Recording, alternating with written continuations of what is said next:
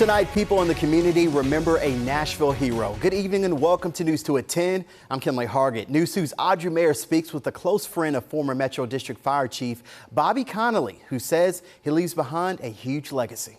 Many people are going to use two terms this week, legend and hero, and most certainly that's what he was. For 53 years, Bobby Connelly served the community at the Nashville Fire Department. He heard things from citizens, their screams, their yells, their sobbing, even their good points sometimes.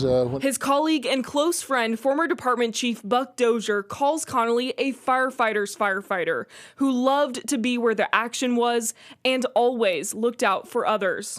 Somebody would come up to me and says, "Where's Chief Connelly?" I said, "Turn around." I said, "You see where the flames are, the hottest part of the fire?" I said that he's either there or he's en route to that position. He didn't like to stand in the street.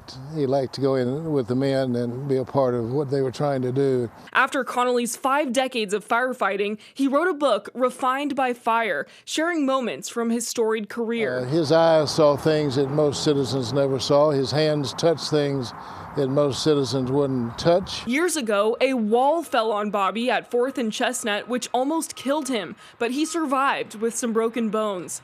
Dozier says his uniform and helmet were often black from confronting danger inside burning buildings. He said he was a great firefighter. He said, no, Chief, don't ever say that. He said the best thing that you can ever say about a firefighter, he was a good firefighter. And I'm here today to say, Coach Chief Connelly was a good firefighter. Connelly was also chosen as the model for the firefighter statue at the 9/11 Memorial in downtown Nashville. Even in his late 60s and early 70s, Connelly chose to volunteer to work in the Florida Everglades, putting out wildfires. They said he was just as good as the younger guys.